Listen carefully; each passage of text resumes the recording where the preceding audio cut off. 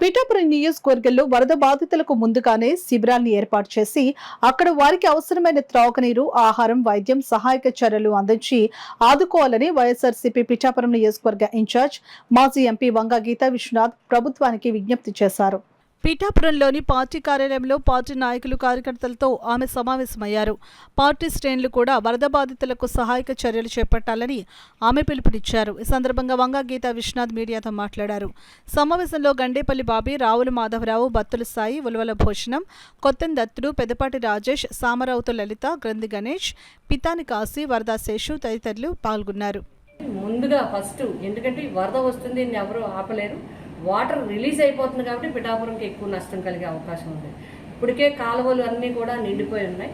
మరి కాలువలు ఆల్రెడీ కెపాసిటీని మించి ఒక దగ్గర 1000-2000 క్యూసెక్లు నిండితేనే ఆ కాలువలు పారలేని పరిస్థితి. ఇప్పుడు 10,000 నుంచి 15,000 క్యూసెక్లు వాటర్ కనుక వచ్చినట్లయితే చాలా ఇబ్బందికర పరిస్థితులు ఉంటాయి.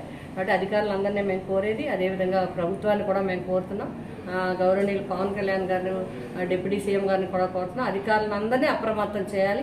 కాలనీస్లో ప్రజలందరికీ కూడా ముందుగానే వాళ్ళకి క్యాంపులు అరేంజ్ చేసి వాళ్ళకి భోజన సౌకర్యాలు కానీ, ఆరోగ్య సౌకర్యాలు కానీ అన్నీ కూడా వెంటనే ఏర్పాటు చేయాలని మరి కోరడం జరిగింది.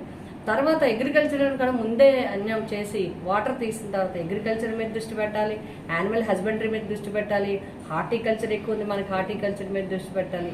అదేవిధంగా కొన్ని పనులు తప్పకుండా చేయించాల్సిన అవసరం ఉంది.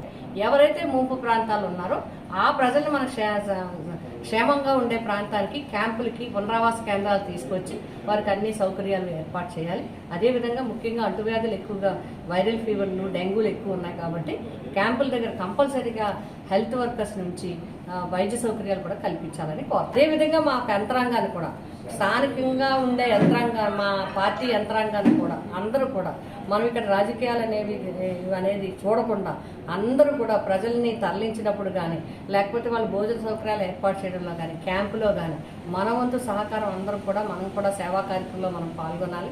ప్రజలకు ఎప్పుడు వెన్నంటూ ఉండాలని చెప్పడం జరిగింది.